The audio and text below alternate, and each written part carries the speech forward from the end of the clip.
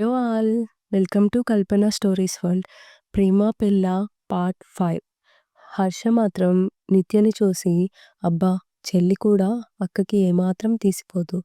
మన కన్ను పడ్డ ఏ అమ్మాయి మన నుండి దూరమవ్వకూడదు అని అనుకుంటూ, సైడ్ స్మైల్ ఇచ్చి నిత్యని ఎలా బుట్టలో పడేయాలా అని ఆలోచిస్తూ ఉన్నాడు. నిత్య, లిఖిత మంచి ఫ్రెండ్స్ అయిపోయారు.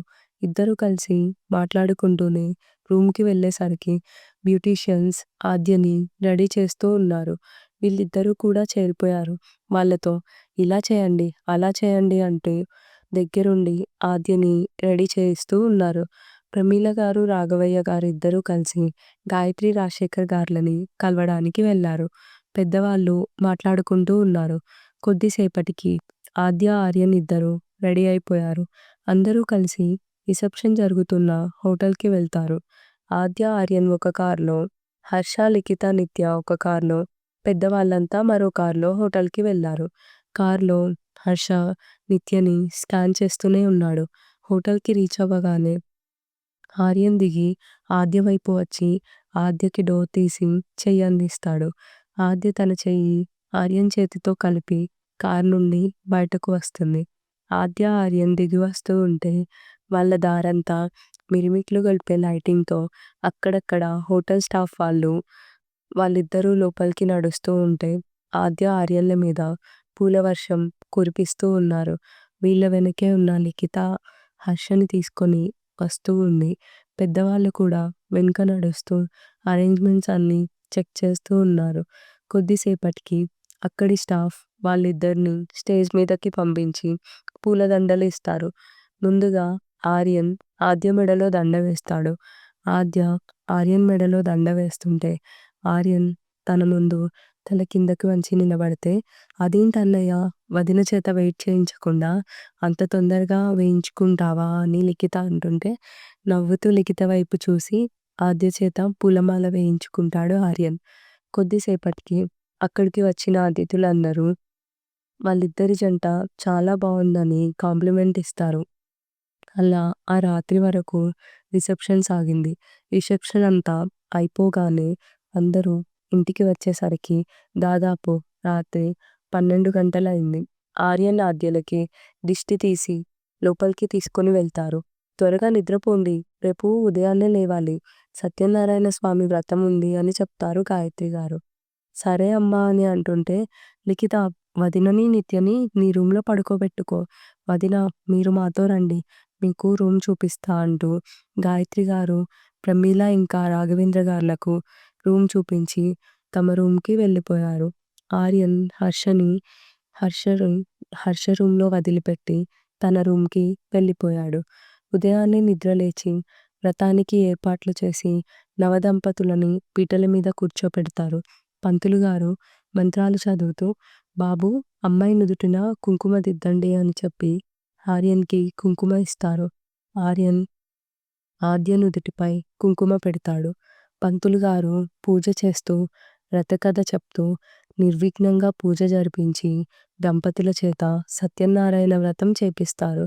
ఆర్యన్ ఆద్య చేతుల మీదుగా పంతులు గారికి దక్షిణ కూడా ఇప్పించి ఇద్దరిని ఆర్యన్ రూమ్‌కి పంపించి భోజనం ఇద్దరికీ కలిపి ఒకే ప్లేట్‌లో పెడతారు. ఆర్యన్ సంతోషంగా కనిపిస్తే ఆద్య మాత్రం బాధగా ఉంది. ఆర్యన్ ప్లేట్‌లో ఉన్న స్వీట్ తీసి ఆద్యకి తినిపిస్తూ ఉంటే ఆద్య దాని వైపు చూస్తూ, "కొంచెం తిను" తను కూడా ఆర్యన్‌కి స్వీట్ తీసి పెడుతుంది. ఇదంతా నిత్య ఫోటోస్ తీస్తూ ఉంది.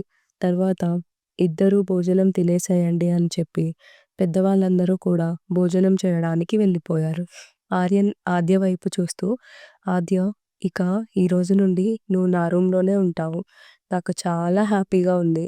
సారీ ఆద్య, నువ్వు మీ అమ్మా నాన్నని మిస్ అయినా అర్థం చేసుకోలేకపోయాను. కానీ ఈసారి అలా జరగదు. నిన్ను ఇక నుండి చాలా జాగ్రత్తగా కాపాడుతాను" అంటుంటే, "పర్లేదు ఆర్యన్ గారు" అంటుంది. "నీకు నాతో మాట్లాడాలని లేదా ఆద్య? ఎందుకు పెళ్ళికి ముందు ఒక్కసారి కూడా మాట్లాడలేదు" అంటాడు. "అది ఆర్యన్ గారు, అలా ఏం లేదు. కొంచెం టెన్షన్‌గా అనిపించింది." "సరే ఆద్య, నువ్వసలు తినట్లేదు. తిను" అని తనే దగ్గరుండి తినిపిస్తూ ఉన్నాడు. కొద్దిసేపటికి ఇద్దరూ కలిసి భోజనం చేస్తారు. హ్యాండ్ వాష్ చేసుకొని ప్లేట్ కింద పెట్టడానికి వెళ్తుంటే ఆర్యన్ వెనుక నుండి తనని హగ్ చేసుకుంటారు. వెంటనే భయంతో చేతిలో ఉన్న ప్లేట్ కింద పడేస్తుంది. దానితో కింద ఉన్న వాళ్ళు కంగారుగా ఆద్య, ఆర్యన్ అని వస్తూ ఉన్నారు ఆర్యన్ రూమ్‌కి. ఆర్యన్ తను అలా టచ్ చేయగానే ఆద్య ప్లేట్ పడేయడం చూసి, "అబ్బా! ఆద్య ఏంటిది?" అని అనుకుంటూ ఉంటే అప్పటికే అందరూ పైకి వస్తారు. ఒక్క హర్ష తప్ప. "ఏమైంది ఆద్య? ఎందుకు ప్లేట్ కింద పడింది?" అంటుంటే ఆద్య ఆర్యన్ వైపు చూస్తూ, "అది బల్లి పడింది భుజం మీద" అంటుంది. దానికి ఆర్యన్ నవ్వుతూ ఉంటే, ఆర్యన్ నవ్వును గమనించిన గాయత్రి గారికి విషయం అర్థమై మెయిడ్స్‌ని పిలిపించి ఆ ప్లేట్ ఇచ్చి జాగ్రత్తగా ఉండండి అని చెప్పి వెళ్ళిపోతారు. వాళ్ళు వెళ్ళగానే ఆర్యన్ ఆద్య దగ్గరికి వస్తుంటే తను భయపడుతూ వెనక్కి వెళ్తుంది. ఆర్యన్ ఆద్య దగ్గరకు వస్తూ ఉన్నాడు. అలా వెనక్కి వెళ్ళేసరికి ఆద్యకు గోడ తగలడంతో కళ్ళు మూసుకొని అక్కడే ఆగిపోయింది. ఆర్యన్ ఆద్య దగ్గరకు వచ్చి తన ఎడమ చేతితో ఆద్య 2 చేతులను గోడకు లాక్ చేసి పట్టుకుంటాడు. ఆద్య కళ్ళు తెరవకుండా అక్కడే శిలైపోయి ఉండడంతో ఆర్యన్ తన ముఖం మీద ఊదుతూ తన చేతులు 2 వదిలేసి తన నుంచి దూరం వచ్చి ఆద్యని అంతే చూస్తూ ఉన్నాడు. కొద్దిసేపటికి తేరుకున్న ఆద్య ఆర్యన్ వైపు కూడా చూడకుండా భయంతో గబగబా కిందకి వెళ్ళిపోయింది. అది చూసి ఆర్యన్ నవ్వుతూ ఉండిపోయాడు. గబగబా కిందికి వస్తున్న ఆద్యని చూసిన నిత్య, "అక్క ఏమైంది? ఎందుకంత ఫాస్ట్‌గా కిందికి వస్తున్నావు?" అంటుంటే అప్పుడు కొంచెం కూలై, "నిత్య నువ్వు, అమ్మ, నాన్న కూడా ఉన్నారు కదా! మీరు వెళ్ళిపోతారేమో అనుకోని వస్తూ ఉన్నాను" అని చెప్తుంది. "అవునా? ఇంకా వెళ్ళలేదక్కా. పద అమ్మ, అత్తయ్య వాళ్ళు హాల్‌లో ఉన్నారు. వెళ్దామని" అంటుంటే సరే అని ఇద్దరు కలిసి హాల్‌లోకి వెళ్తారు. ఆద్య హాల్‌లోకి రాగానే అందరూ తన వైపు చూసి మళ్ళీ మాటల్లో పడిపోయారు. ఆద్య అక్కడే నుంచొని వాళ్ళ మాటలు వింటూ ఉంది కానీ, ఇందాక ఆర్యన్ తనని హత్తుకోవడం గుర్తుకు రాగానే తనకి చాలా బాధగా అనిపించింది.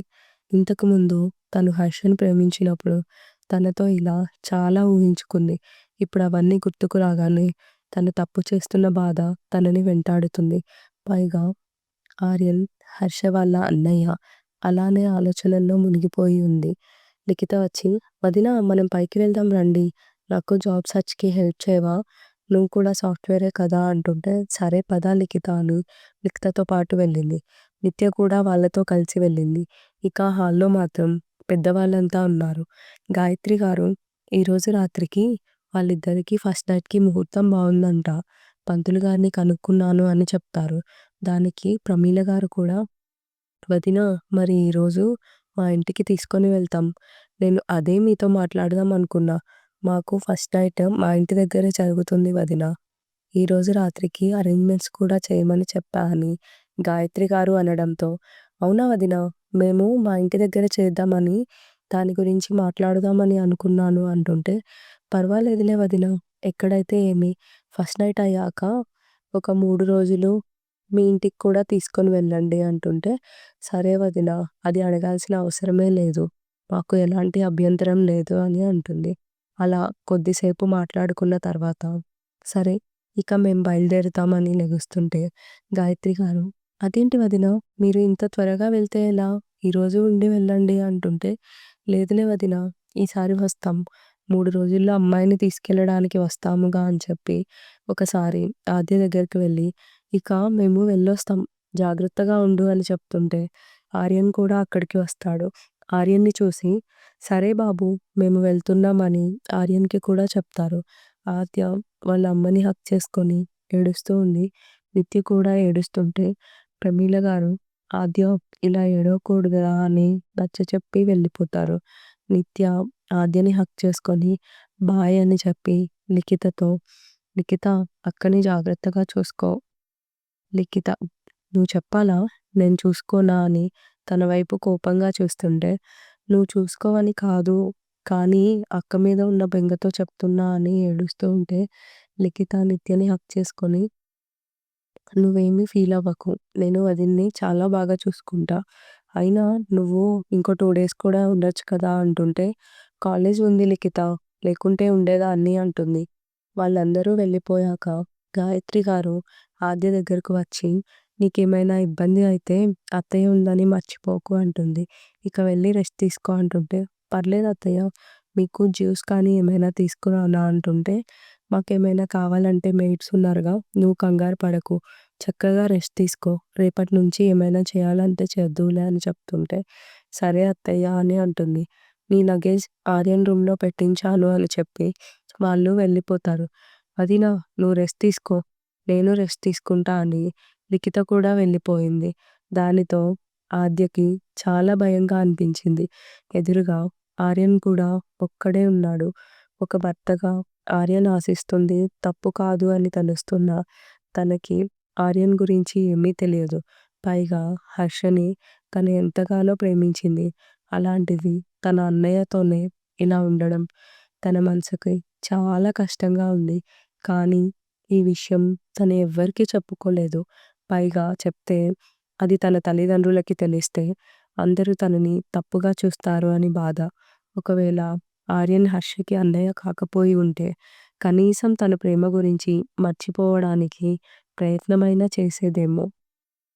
పైగా తను ప్రేమించిన అతను కళ్ళ ముందు కనిపిస్తుంటే తన ప్రేమను ప్రతిసారి గుర్తు చేస్తూ ఉంది. అందులోనూ హర్ష తను రాగానే నేను నిన్ను మోసం చేశాను అని చెప్పడంతో చాలా బాధపడింది. ఆ బాధని ఎవరితో పంచుకోలేకపోయింది.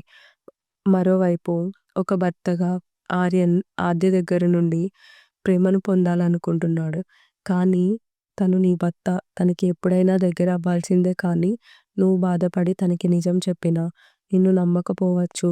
ఎందుకంటే ఆర్యన్‌కి తన తమ్ముడంటే చాలా ప్రేమ అని తన మనసు తనకు చెప్తుంది. ఇవన్నీ ఆలోచిస్తూ తన మైండ్ అంతా స్ట్రెస్ అయ్యి ఒక్కసారిగా కళ్ళు తిరిగి పడిపోతుంది.